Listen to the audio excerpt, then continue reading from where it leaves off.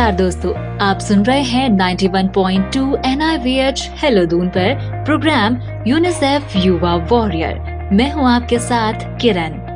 आज के प्रोग्राम में मैं हूं आप सभी के साथ किरण। आज हम युवाओं के लिए प्रोग्रामिंग के एक नए विशेष सिलसिले के बारे में बात करेंगे। हम यंग वॉरियर मुहिम के बारे में बात करने जा रहे हैं, जो भारत के युवाओं की एक संयुक्त पहल है, जिसमें युवा, यूनिसेफ, शिक्षा मंत्रालय, युवा और खेल मंत्रालय, स्वास्थ्य और परिवार कल्याण मंत्रालय आदि भी शामिल है। ये मुहिम आसान कार्यों की एक श्रृंखला में 10 से 30 वर्ष के बीच के 50 लाख युवाओं को शामिल करने का प्रयास कर रही है, जिसमें स्वास्थ्य और आवश्यक सेवाओं तक पहुंच को बढ़ावा देना है, वैक्सीन पंजीकरण, कोविड-19, उपयुक्त व्यवहार और भ्रमित करने वाली बातों का पर्दाफाश आदि जैसे कार्यों के द्वारा युवा स्वयं को और अपने परिवार और समुदाय को इस महामारी से लड़ने के लिए सशक्त करने का प्रयास कर सकते हैं। हर युवा 10 और युवाओं को मुहिम में शामिल होने के लिए प्रेरित कर सकता है। इसलिए हम मिलकर 5 करोड़ परिवारों को सकारात्मक रूप से प्रभावित कर सकते हैं। जैसा कि भारत कोविड-19 की विनाशकारी दूसरी लहर के संकट का सामना कर रहा है, भारत के 300 मिलियन से अधिक युवा एक अधिक आशावादी कल का निर्माण करने के योग्य है। युवा बदलाव लाना चाहते हैं और प्रदर्शित करना चाहते हैं कि वे सही समर्थन के साथ नेतृत्व करने में सक्षम है, और युवा कोविड-19 के खिलाफ भारत की लड़ाई में सक्रिय भूमिका निभा रहे हैं। दोस्तों, मुहिम के एक हिस्से के रूप में युवा के साथ साझेदारी में सामुदायिक रेडियो एसोसिएशन हमारे समुदाय के युवाओं को सूचना, शिक्षा और संचार कार्यक्रमों, चयनात्मक संकीर्णता, कोविड-19 उपयुक्त व्यवहारों पर युवाओं के लिए क्षमता निर्माण सत्र, टीकाकरण प्रचार आदि के माध्यम से सशक्त करना चाहते हैं। हम इन 6 हफ्तों में 6 एपिसोड और 3 नैरोकास्ट सत्र आयोजित कर रहे हैं। नैरोकास्ट सत्र में हमारी बातचीत के दौरान आइए जानते हैं NIEPVT के कोरोना वॉरियर्स के साझा किए गए अनुभव। तो सर, सबसे पहले आपका नाम? मेरा नाम राजकुमार है। अच्छा सर, आप यहाँ पे काम करते हैं? हाँ, मैं म्यूज़िक टीचर हूँ, म्यूज़िक PGT मॉडल स्कूल में। ओके। तो सर, जैसे कि कोविड के दौरान लॉकडाउन रहा और बहुत सारी समस्याएं आई वैसे तो, लेकिन कोविड का काल आपका कैसा निकला पर्सनली आपका? मैम, कोविड का काल तो किसी के लिए भी अच्छा नहीं था ऐसे तो देखा जाए तो, लेकिन अगर अच्छाई ढूंढेंगे तो ऐसा है कि अच्छाई ज़रूर मिलेंगी। अच्छाई का मतलब ये है कि भाई सफ़र तो पूरे देश ने और पूरे विश्व ने किया है जी, इसमें तो कोई दो राय है ही नहीं जी, बिल्कुल। लेकिन हाँ, ये है कि कोविड के दौरान भी जो है हम लोगों की ओर से तो ऐसा है कि ऑनलाइन क्लासेस भी अपनी ले गई बच्चों के लिए, और खुद का भी कोशिश करते थे कि मतलब ऐसा कि अपना बाहर आना जाना कम से कम हो, और जो आवश्यकता की जो चीज़ें हैं एक ही समय में मतलब कि तो जितनी ज़्यादा जो चीज़ें आ जाएं और अब बार बार चक्कर ना लगाने पड़े यहाँ वहाँ बार, कोशिश की गई। मतलब प्रिकॉशंस का पूरा ख्याल बिल्कुल प्रिकॉशन का पूरा ख्याल रखा गया जी। पूरा अपनी ओर से जितनी एहतियात जो है बरती जा सकती थी जी, उतनी एहतियात बरती गई, और उन्हीं एहतियात बरतते हुए ही जो है वो अपना काम चलाया गया जी। बहुत बहुत शुक्रिया, थैंक यू सर। सबसे पहले आपका नाम? मेरा नाम है सुरेंद्र सिंह नेगी। और क्या उम्र है आपकी? मेरी उम्र अभी है 45 ईयर्स। अच्छा, और आप यहाँ पे क्या काम करते हैं? हम यहाँ पर बेसिकली क्या है ना, सिक्योरिटी का काम करते हैं। सिक्योरिटी में सभी कुछ आ जाता है। अच्छा। एक तो बाहर से जो विजिटर आते हैं उनको उनका मार्गदर्शन कराते हैं। अच्छा। और जो भी ब्लाइंड बच्चे हैं वो भी जो यहाँ पढ़ते हैं वो, और इसके अलावा जो और लोग हैं जिनका भी यहाँ पे काम पड़ता रहता है। अच्छा। तो उनकी हम जो है एक प्रकार से हेल्प या उनका मार्गदर्शन यहाँ पे करते हैं। अच्छा, तो जैसे कि कोरोना का काल था, लॉकडाउन था, तो क्या आप तब भी ड्यूटी पर थे? जी हाँ, मैं यहाँ पर पिछले 5 साल से ड्यूटी पे हूँ। तो आपने जब बात करी कोरोना काल की, तो उस टाइम पे एकदम से माहौल थोड़ा क्रिटिकल हो गया था। हाँ। क्योंकि ब्लाइंड बच्चे के साथ ये होता है कि वो जहाँ भी चलेंगे तो एकदम से दूसरे को स्पर्श करके ही वो चलते हैं। तो उस टाइम बहुत सारी कठिनाइयाँ भी आई। हाँ। तो उनके हमने इस प्रकार से मदद की कि जो बच्चा अंदर है वो बाहर न जा पाए, जो बाहर है वो अंदर ना आ पाए।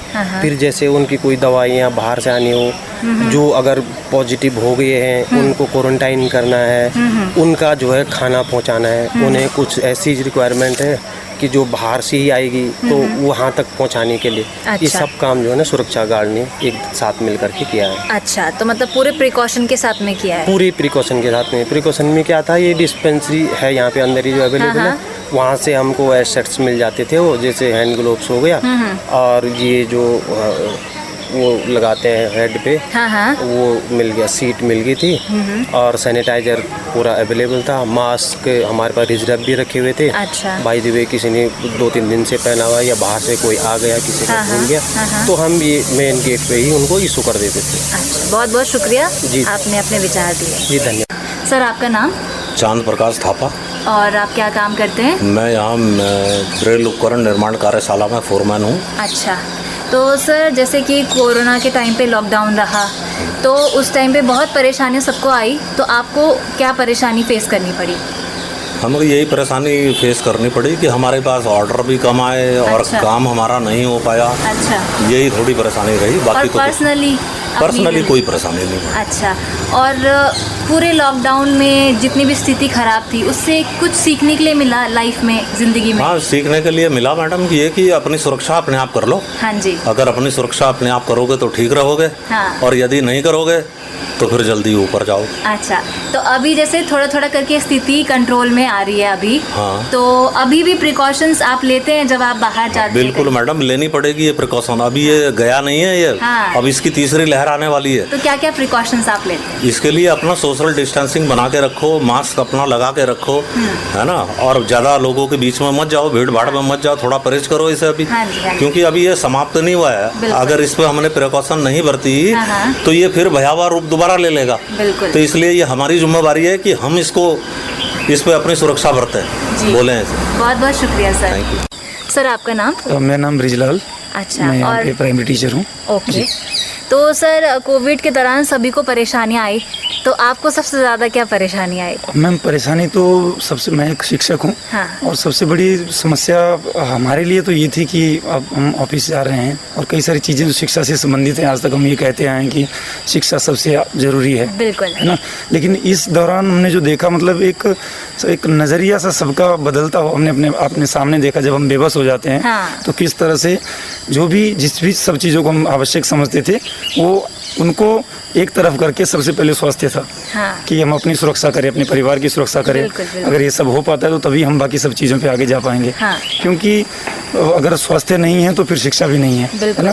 तो जो शिक्षा को आज तक हम सबसे ज़्यादा अहमियत देते आ रहे थे, मतलब होना भी चाहिए, लेकिन आज हमने देखा कि अगर स्वस्थ हैं तभी शिक्षा है। अच्छा। तो वो सब चीज़ों को एक तरफ करके पहले हम लोग सब अपने आप को सेव करने में, अपने समुदाय को सेव करने में, अपने समाज को सेव करने में लगे थे।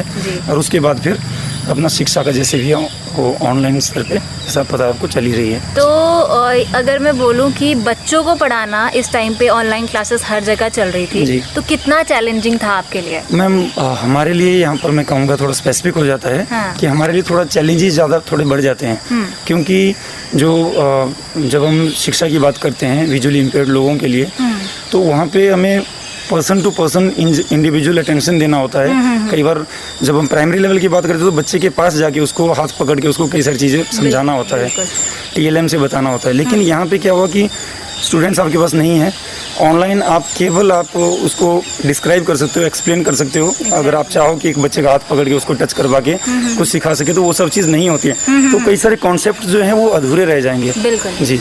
तो ये एक चैलेंजिंग था इस दौर में, या है अभी भी, जब तक सब स्थिति सामान्य नहीं हो जाती। बिल्कुल जी। Thank you so much sir. Ma'am, आपका नाम? प्रीति मेहता। एंड आप क्या करती हैं? मैं यहाँ पे स्टैटिस्टिकल डिपार्टमेंट में थी। ओके। Director office. ओके। तो मैम, कोविड काल के दौरान जब लॉकडाउन था तब तो सब कुछ बंद रहा होगा? हमारा ऑफिस खुलता था 50% पे। तो क्या क्या उस टाइम पे मुश्किलें आ रही थी और किस तरीके से आपने इन सारी सिचुएशन को फेस किया? मुश्किलें तो उस समय तो बहुत क्रिटिकल पीरियड था। बहुत प्रिकॉशन हमारे ऑफिस ने भी रखा और एम्प्लॉयज़ ने भी रखा। रोज़ सैनिटाइज होता था, एक एक सीट, एक एक डिपार्टमेंट, एक एक रूम।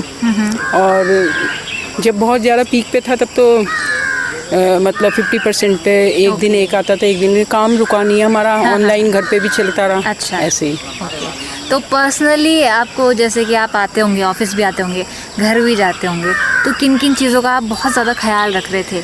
बस डर तो रहता ही था एक बाहर निकलने में ना, लेकिन प्रिकॉशन रखना पड़ता था। खाने पीने का हाथ बार बार सैनिटाइज करते थे, ओके। है ना, और थोड़ा दूर दूर हम लोगों को बैठना होता था। तो अभी क्या लगता है, जैसे वैक्सीन आई है, वैक्सीन लग रही है, तो वैक्सीन हमारे ऑफिस ने प्रोवाइड करी हैं, दोनों वैक्सीन लगवा दी हैं सबको, पूरे तो एम्प्लॉइज मतलब आपको लगता है कि वैक्सीन लगाना हर किसी के लिए बहुत ज़रूरी है? बहुत ज़रूरी है वैक्सीन तो। Okay, thank you ma'am. Okay. Ma'am आपका नाम? निशा।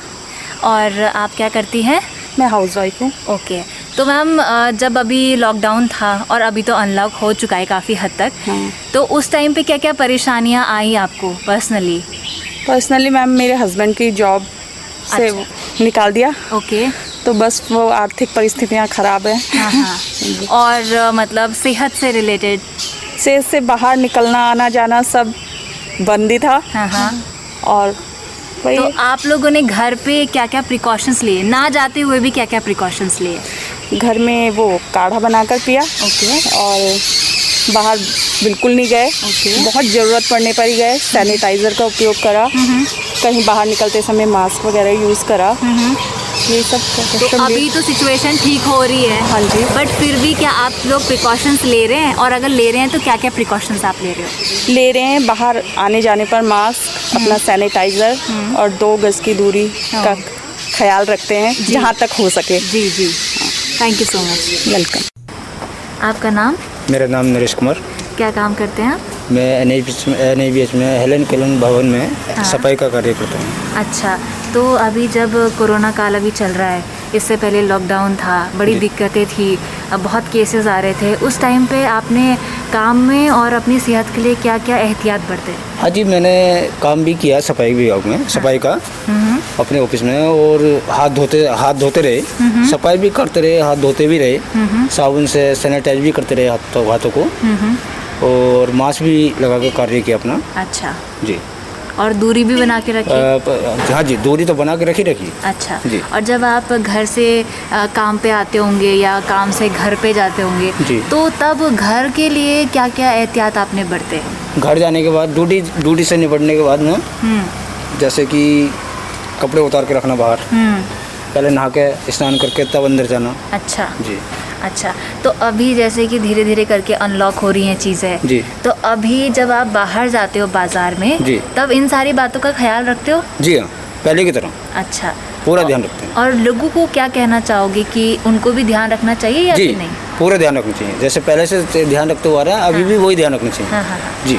अच्छा, तो सेहत के संबंध की अगर मैं बात करूं तो उस टाइम पे कहा जा रहा था कि इम्यूनिटी को अच्छा रखने के लिए अच्छा खाना चाहिए, तो आपके परिवार वालों ने इस बात का ध्यान रखा? जी हाँ, पूरा ध्यान रखा, अच्छे से अच्छा खाना खाया, और स्वास्थ्य का पूरा ध्यान रखा। अच्छा जी। तो वैक्सीनेशन आपका हो गया है? हाँ जी, पहला वैक्सीन हो गया मेरा। अच्छा, दूसरा अब होना होगा? होना वो। तो आप जनता को क्या कहना चाहोगे कि वैक्सीनेशन करवाना चाहिए? हाँ जी, करवाना चाहिए, इससे बहुत वो सहायता मिल रही है, इससे बीमारी कम हो रही है। अच्छा, वैसे आप सफाई विभाग में हैं, जी, आप सफाई कर्मचारी हैं, जी, तो आपको एक सफाई कर्मचारी होने के नाते क्या क्या लगता है कि कितनी सारी दिक्कतों का सामना आपको करना पड़ता है? देखिए, बहुत दिक्कतों का सामना करना पड़ता है। जैसे? सफाई का काम ऐसा है कि गंदगी पूरा साफ करना, सबसे ज़्यादा हार्ड सफाई का काम है। ठीक है, अपने आप को भी सेहत रखना, स्वस्थ रखना, और औरों को भी स्वस्थ रखना। ठीक है, तो सफाई का कार्य बहुत कठिन का है, और कोरोना की वजह से और कठिन है। हाँ। जी, अपने आप का भी ख्याल रखना, दूसरों को भी स्वस्थ रखना। हाँ जी। आंटी, आपका नाम? प्रेमा। और क्या काम करती हैं आप? सफाई का। अच्छा, सब बहुत ज़्यादा परेशान हो रहे हैं जी। और साथ ही साथ ये भी कोशिश कर रहे हैं कि हम सब लोग सुरक्षित भी रहें। तो जब कोरोना काल था, लॉकडाउन था, आप ड्यूटी पे आ रहे थे? जी। अच्छा। हमने लगातार ड्यूटी करी कोरोना में ना। अच्छा। यहाँ तो हो भी गया था किसी को, हाँ। सर लोग को भी हो गया था। अच्छा। जब भी हमने काम किया। अच्छा, तो जब आप उस टाइम पे घर से आते थे ऑफिस और ऑफिस से घर जाते थे, हाँ जी। तो क्या क्या एहतियात आप बरतते थे? यही जाके नहाते थे, गर्म पानी करते थे, फिर जाके घर में घुसते थे, बाथरूम में कपड़े टांगते थे, फिर उसके बाद हाथ मुंह धो के नहा के गर्म पानी से कपड़े में गर्म पानी में डाल दिए और फिर नहा धो के दूसरे कपड़े पहन के जब घर में जाते थे। अच्छा जी।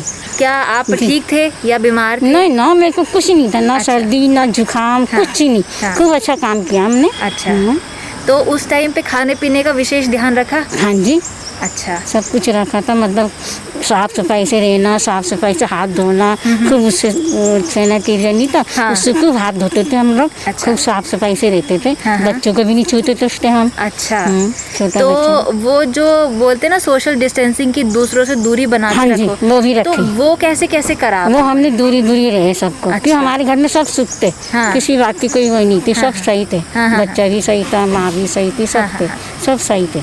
तो फिर भी हम दूरी रखते थे, क्योंकि हम यहाँ पे जाते थे ना, तो बच्चे का डर लगता था कि देखो अभी हमारे अंदर कुछ पता नहीं क्या है क्या नहीं है, कि नहीं, तो ये लगता कि नहीं हमारे बच्चे को कुछ ना हो जाए, बस ये दूरी रहते थे हम। ना उनके हाथ में हाथ डाल के बिठाते थे, ना गोद में लेते थे, दूरी दूर रहते थे, बगैर नहाए धोए, मतलब ना नहीं जाते थे। जब खुद को बच्चों से नहा लेते थे गर्म पानी से, कपड़े धो के गर्म पानी में डाल के 1 घंटा गर्म पानी में रखते थे कपड़े को, फिर उसके बाद नहा धो के उसके बाद जब डाल लेते हम तारते कपड़े। तो मतलब पूरे एहतियात आपने बरते हैं। हाँ जी। अच्छा, इसके साथ मैं एक और चीज़ पूछती हूँ कि जैसे अभी तो सब धीरे धीरे खुल गया है। हाँ जी, हाँ। तो जब आप अभी जाते हो तो अभी भी डर लगता है भीड़ भाड़ में जाने हाँ से? जी, मैं तो कभी कभी विक्रम में भी नहीं जाती डर के मारे, क्योंकि अच्छा। डर लगता है ना, छोटा बच्चा है घर में, एक दूसरे का मतलब कुछ हो जाए, लगता है कि छोटा बच्चा है, तो रांची खुशी है भगवान की कृपा से, पर इसमें डर लगता है। हम नहाते हैं पहले, फिर जाते हैं। अच्छा, गाड़ी पे जाती हूँ, जैसे कभी कभी नहीं आती लड़की गाड़ी पे लेके, तो फिर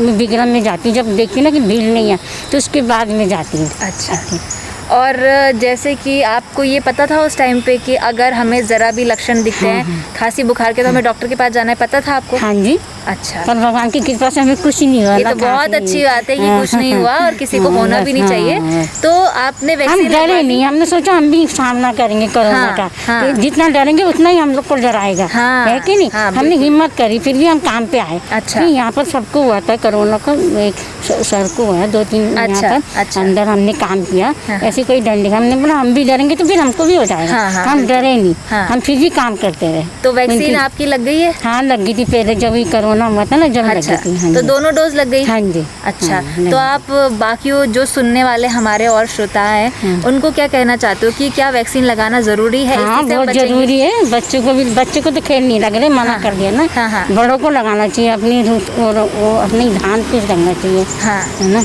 यही बस यही बोल सकते हैं। सर, आपका नाम? मेरा नाम जयकरण है। एंड आप क्या करते हैं? मैं यहाँ पे फार्मासिस्ट हूँ।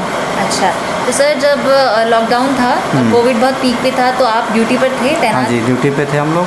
अच्छा, और किस किस तरीके के उस टाइम पे सिचुएशन यहाँ पर थी? एक्चुअली ये बहुत पेंडेमिक डिजीज़ थी जो बहुत हाईली स्प्रेड हो रही थी, और पब्लिक में बहुत ज़्यादा डर था कि भाई इतना बड़ी बीमारी फैल रही है, सब लोग इससे संक्रमित हो रहे हैं, तो इसको कैसे कंट्रोल किया जाए, कैसे इसको बचा जाए। तो इस बारे में जो गवर्नमेंट के द्वारा जो ऑर्डर जारी किए गए वो पब्लिक तक पहुंचाना, उनको अवेयर करना इस बीमारी के बारे में, ये सबसे बड़ा टारगेट था कि किस तरह से उनको हैंडल किया जाए। उसके लिए जैसे कि आप सोशल डिस्टेंस के रखिए, मास्क लगाइए, हमेशा मास्क लगा के रखना, आपको दस्ताने लगाइए, हैंड सैनिटाइज़र करिए, हर 2 मिनट पे आपको हैंड वॉश करिए। इस तरह के प्रिकॉशन उनको आप क्राउडेड ना करें, कहीं भीड़ भाड़ जगह पे ना जाएं, अवॉइड करें, बहुत ज़रूरी हो तभी आप बाहर निकलें।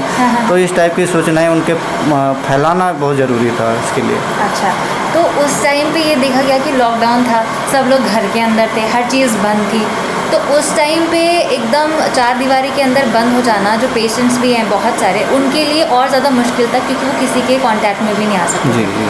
तो कुछ मेंटली भी वो डिस्टर्ब हुए, ऐसा कुछ भी आपने देखा? बहुत सारे पेशेंट क्या है कि बाहर आके डॉक्टर से कंसल्ट करते हैं, अपनी समस्या बताते हैं, तो उसका सोल्यूशन मिलता है। बट बीमारी के संक्रमण की वजह से कोई बाहर नहीं आ पा रहा था, ज़्यादा ऑनलाइन भी अपॉइंटमेंट नहीं मिल पा रहे थे। इस वजह से थोड़ा सा पेशेंट डिप्रेस हो रहा था कि मेरी बीमारी बढ़ जाएगी, मैं प्रॉपर ट्रीटमेंट नहीं ले पा रहा हूँ, मेरे को डॉक्टर से कंसल्टेशन नहीं हो पा रही है। इस वजह से मैक्सिमम सभी लोग स्ट्रेस में थे। अच्छा, तो आप जैसे फार्मासिस्ट हैं यहाँ पे, तो बहुत सारे अंदर जो बच्चे या फिर बहुत सारे स्टाफ रहा होगा, तो क्या वो भले ही वो बीमार ना हुए हों लेकिन वो एहतियात के तौर पर पहले से दवाइयाँ लेकर गए हैं क्या?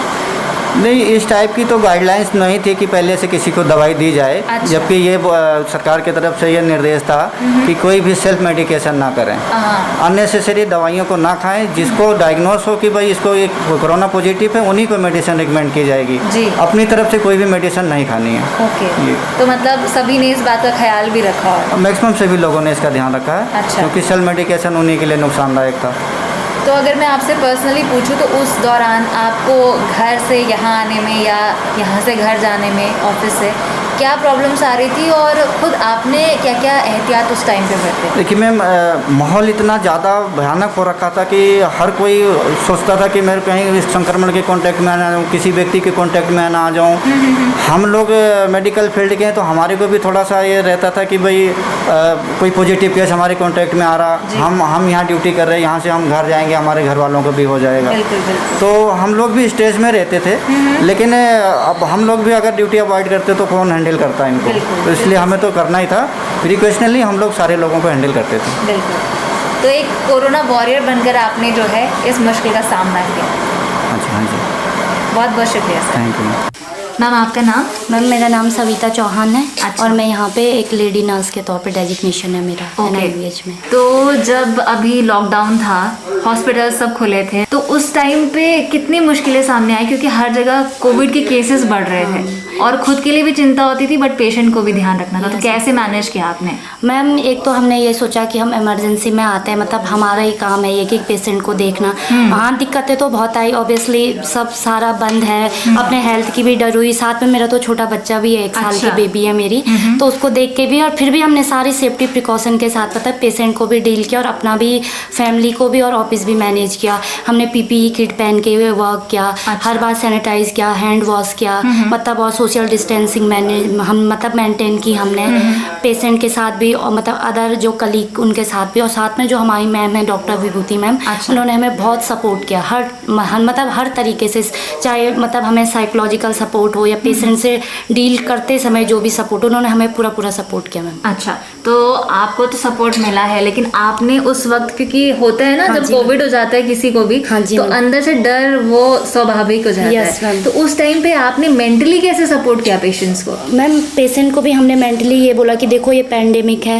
ये ऐसा तो नहीं है कि ये यहीं आई है, पूरे वर्ल्ड में आई है। तो हमने उन्हें साइकोलॉजिकल सपोर्ट दिया कि नहीं ये छोटी मतलब है, होने को तो ये बहुत बड़ी बीमारी है, लेकिन अगर आप अपनी इम्यूनिटी मजबूत करो, अपने मेंटल स्टेटस को मतलब स्ट्रांग रखो तो आप बिल्कुल ठीक हो जाओगे। और अगर आप प्रिकॉशन लोगे जैसे डॉक्टर ने बताया उस टाइप से आप दवाई खाओगे, खूब वाटर इनटेक करो, जिन चीज़ों में मतलब इम्यूनिटी ज़्यादा मिलती है, विटामिन C, सिट्रस फ्रूट खाइए आप, मतलब और जो भी लेग्यूम वगैरह जो भी प्रोटीन रिच डाइट खाइए आप, विटामिन C रिच डाइट खाइए। तो हमने उन्हें ऐसे साइकोलॉजिकल मतलब उनका डाइवर्जन थेरेपी दे एक टाइप से उनको, कि उनका जो मतलब जिससे कि डिजीज से उनका ध्यान हट के अच्छी चीज़ों पे उनका ध्यान लगाया, या आध्यात्म में ध्यान दो, या जो कोई भी जो जिसको भी मानता होगा उस पर ध्यान दो। देखो आई ये ऐसा तो था नहीं कि पर्टिकुलर एक व्यक्ति पे आई हो या उसी का क्या होगा, ये सबको था। फिर हमने उनको ये भी बताया जो केस सही हो रहे हैं उसके बारे में भी बताया, मतलब उनमें जीने की इच्छा जगाई हमने। तो ये वाला ऐसा करके। तो जैसे कि यहाँ पर बहुत सारे विजुअली डिसेबल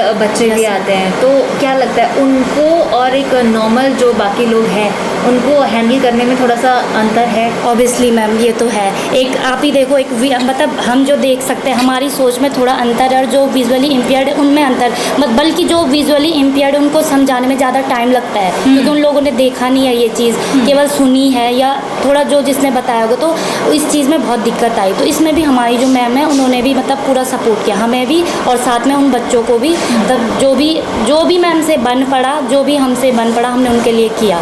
तो आप ड्यूटी पे आते थे? Yes ma'am. फैमिली पीछे थी? यस। तो फैमिली का पॉजिटिव रिएक्शन था आपकी ड्यूटी जाने पे?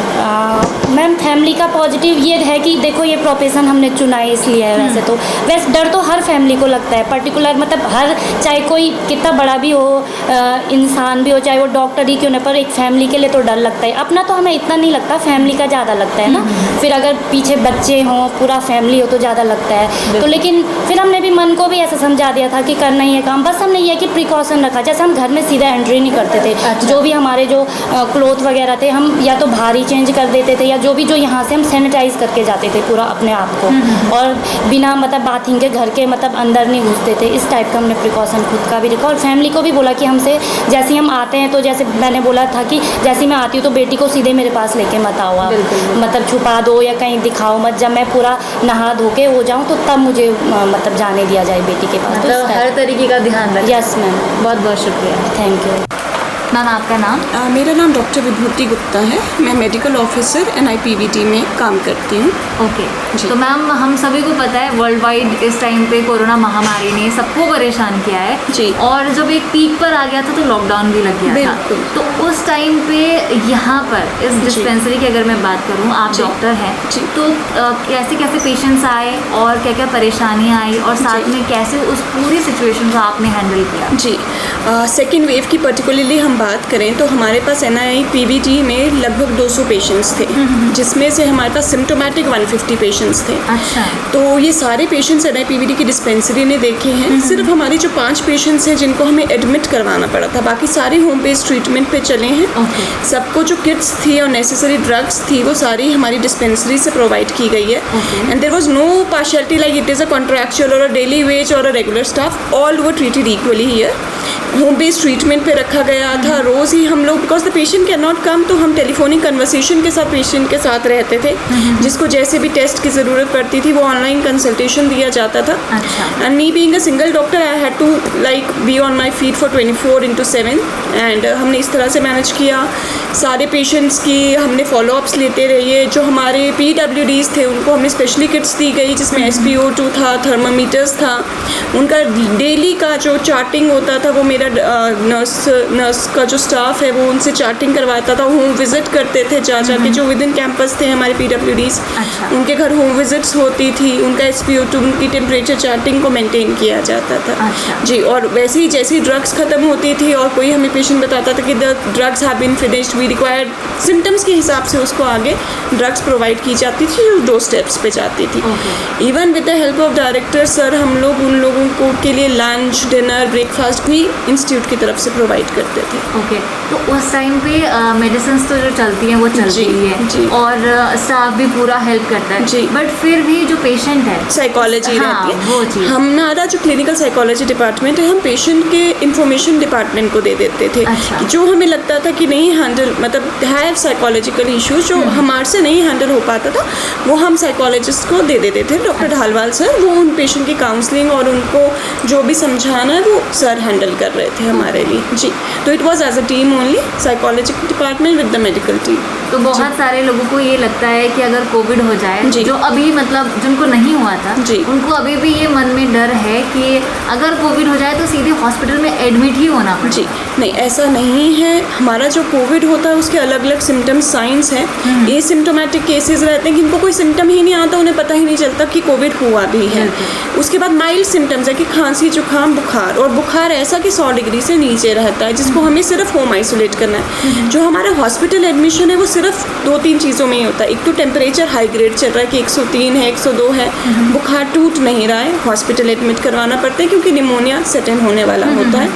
ऐसे कोई पेशेंट जिनकी सैचुरेशन 93 से नीचे जा रही है, पेशेंट जिनकी कोमॉर्बिडिटीज़ है जैसे डायबिटीज़ है, हाइपरटेंशन है, सैचुरेशन ड्रॉप कर रही है, हाई उनका टेम्परेचर चल रहा है, इन लोगों को ही सिर्फ हॉस्पिटलाइजेशन की ज़रूरत पड़ती है। ओके तो अगर मैं पर्सनली आपसे पूछूं तो यहाँ पर पेशेंट्स को देखना और ये तो बहुत बड़ी जिम्मेदारी है जी। लेकिन इसके अलावा फैमिली जी, और यहाँ से घर जाना या फैमिली के बीच में रहना जी, उस टाइम पे आपने कितनी सारी परेशानियाँ फेस करी? जी मैं आपको बताना चाहूँगी कि सेकेंड वेव में मेरी सारी फैमिली कोविड पॉजिटिव हो गई थी। जस्ट मुझे छोड़ के मेरी सारी फैमिली कोविड पॉजिटिव। तो मेंटल स्ट्रेस डेफिनेटली मेरे ऊपर बहुत ज़्यादा था। इंस्टीट्यूट का टेंशन, घर का टेंशन, पर घर वाले हमेशा ही सपोर्टिव रहे हैं। मुझे वो नहीं करना पड़ता कि मैं अपनी OPD देख के आ रही हूँ और मुझे अलग किया जाता, नहीं। मेरे फैमिली मेम्बर्स डेफिनेटली मेरे लिए सपोर्टिव रहे हैं क्योंकि उनका केयर भी मुझे करना पड़ा, साथ ही साथ NIPVT के स्टाफ का भी केयर मुझे करना पड़ा उसका। और एक पॉजिटिव सोच ने आई थिंक बहुत सपोर्ट किया। Definitely positive support and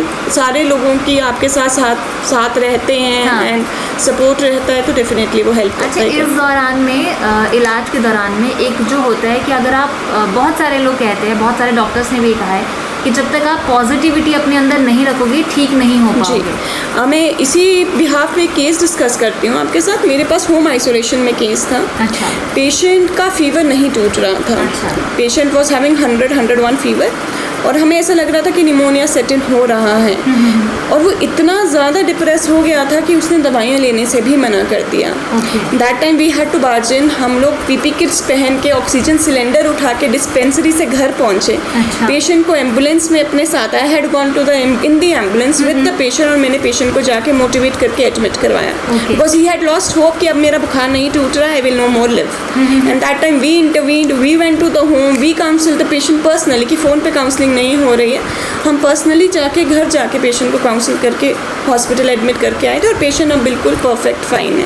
okay, तो मतलब आपकी पॉजिटिविटी ने बहुत बड़ा काम किया। डेफिनेटली हाँ। बहुत सारे पेशेंट्स ऐसे थे जिनको पॉजिटिविटी नहीं मिली उस टाइम पे, तो शायद ये भी एक कारण रहा उनका और ज़्यादा बीमार होने का। बट आपने कोरोना वॉरियर बन के जो अच्छा काम किया उसके लिए मेरी तरफ से आपको सलाम। Thank you so much. दोस्तों, आपके जाने से पहले हम ये बताना चाहेंगे कि आप कैसे यंग वॉरियर बन सकते हैं। ऑन व्हाट्सएप YWA टाइप करें और इसे 9196504141 पर भेजें और आपको रजिस्टर करने और कार्यों को करने के लिए प्रेरित किया जाएगा। On Telegram capital you report India के लिए खोजें, स्टार्ट पर क्लिक करें और पंजीकरण प्रक्रिया का पालन करें। On Facebook page capital you report India के लिए खोजें, सेंड मैसेज पर क्लिक करें, YWA टाइप करें और सेंड दबाएं। फोन उनके लिए जिनके फोन पर व्हाट्सएप इंटरनेट सेवा नहीं है, वे 08066011225 एक interactive voice response platform IVR पर मिस्ड कॉल दें। सामाजिक मीडिया फेसबुक, ट्विटर और इंस्टाग्राम पर मैं एक #यंग वॉरियर हूँ पोस्ट करें और 5 दोस्तों को टैग करें। दोस्तों, युवा यूनिसेफ जनरेशन अनलिमिटेड प्रोग्राम का एक भारतीय चैप्टर है जो पूरे भारत में युवाओं के लिए शिक्षा, कौशल विकास और रोजगार के अवसरों की तत्काल जरूरतों को पूरा करने के लिए काम कर रहा है। अधिक जानकारी के लिए yuwaah.org/यंग वॉरियर पर जाएं और हमें @युवा इंडिया पर फेसबुक, ट्विटर और इंस्टाग्राम पर फॉलो करें। मिलते हैं नैरोकास्ट सत्र के अगले एपिसोड में। धन्यवाद।